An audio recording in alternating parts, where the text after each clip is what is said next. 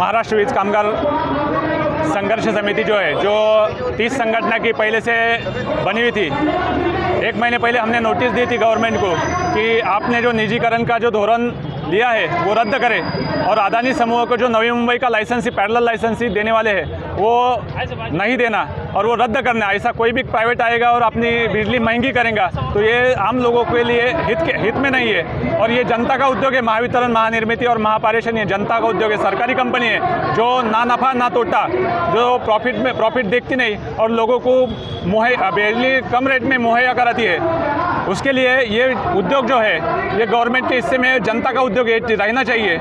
इसके लिए हम आज पूरे महाराष्ट्र में रास्ते पे उतरे और हमारी डिमांड एक ही है, प्राइवेटाइजेशन रद्द करो। और जो अदानी पावर्स ने जो नवी मुंबई में जो ये किया है कि लाइसेंसी के लिए, पैरेलल लाइसेंसी के लिए अर्जी किया है, वो खारिज करके किसी को भी सरकारी छोड़ के किसी को भी ऐसा लाइसेंसी प्रदान गवर्नमेंट ने नहीं करना चाहिए। ये हमारी प्रमुख डिमांड है।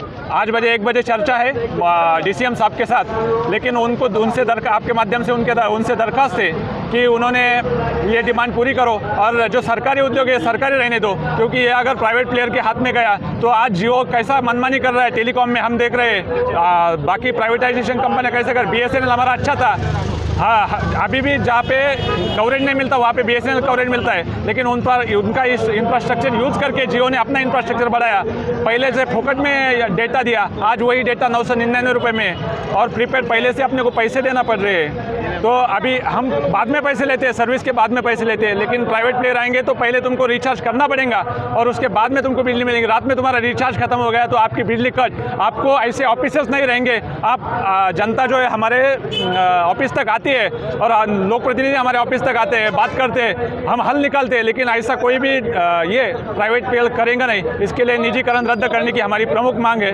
और गवर्नमेंट से दरखास्त है कि निजीकरण रद्द करें। जनता को जो है बिजली का अगर समस्या आई हड़ताल के दौरान तो उसके लिए कौन जिम्मेदार है? गवर्नमेंट, क्योंकि उसके लिए गवर्नमेंट इसके लिए जवाबदार है कि हमने 1 महीना पहले उनको नोटिस दिया था कि आपका जो एजेंडा है प्राइवेटाइजेशन का वो आप रद्द करें, पीछे ले।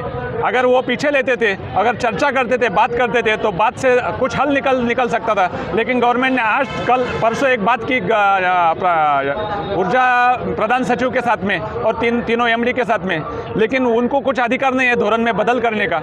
इसके लिए उसको DCM या CM के साथ में ही बात होनी थी, लेकिन उन्होंने बात नहीं की और आज उन्होंने 1 बजे का टाइम दिया है। तो उनकी चर्चा लेट होने के कारण ये जनता को ऐसा जो दिक्कत हो रही है वो गवर्नमेंट की वजह से हो रही है और गवर्नमेंट को वही चाहिए कि जनता हमारे खिलाफ जाए। इसके लिए गवर्नमेंट ये जानबूझ के कर रही है, ऐसा हमारा अभी मत बन गया है संगठन का। ये हड़ताल कब तक चलने वाली है? ये हड़ताल अभी हमारी डिक्लेयर्ड हड़ताल 72 घंटे का है, लेकिन 18 तारीख अगर गवर्नमेंट ने 72 घंटे में कुछ डिसीजन नहीं लिया तो 18 तारीख से हम अनिश्चितकाल हड़ताल पे जाएंगे। इस टाइम के दौरान अगर कुछ इमरजेंसी होती है तो आपका क्या स्टैंड रहेगा?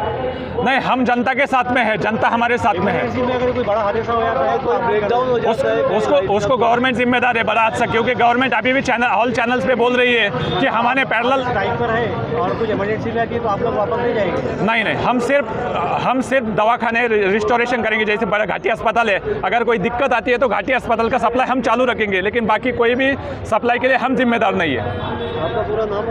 वाल्मीकि निकम, महाराष्ट्र वीज कामगार महासंघ जौन सचिव। चालू हुआ है हड़ताल, इसको आपकी पार्टी ने समर्थन दिया है, क्या वजह है इसकी? एक तो आप देख रहे हैं प्राइवेटिज़म, खाजगीकरण, मैं समझता हूँ पूरा देश ये 2 व्यक्तियों के हाथ में देने की ये सरकार की जो खटापट चालू है, निश्चित ही ये बहुत बड़ा धोखा आने वाले समय में हम सभी ये महावितरण जैसे जितने भी गवर्नमेंट के ऑफिसर्स इनको दिख रहा है। इसीलिए आज इसके विरोध में ये रास्ते पे उतरे हैं। अदानी और अंबानी इनसे बहुत प्यार है, इसलिए अदानी ने परमिशन मांगी, उसके हाथ में देने की सरकार की कोशिश शुरू है और मैं समझता हूँ यह कोशिश हम नाकामयाब करने के लिए रास्ते पे उतरे हैं।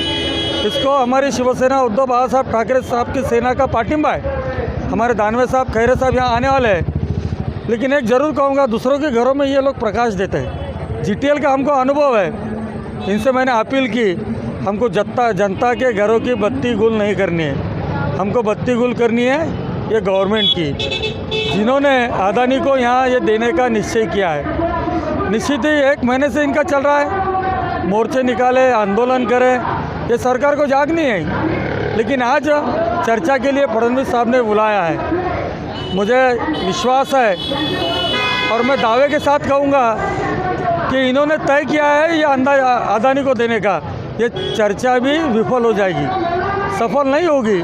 और निश्चित ही 72 घंटे क्या, इसके आगे भी अगर इनको बैठना पड़ेगा तो ये लोग ज़रूर बैठेंगे, ऐसा इन्होंने ठान लिया है। इनके साथ हम हैं। बाला साहब ठाकरे साहब ने हमको सिखाया है, किसी के ऊपर अगर अन्याय होगा तो उसके साथ में रहो। निश्चित ही हम इनके साथ में हैं। ये पाठिंबा देने के लिए मैं यहाँ आया हूँ और भविष्य में भी हम इनके साथ रहेंगे।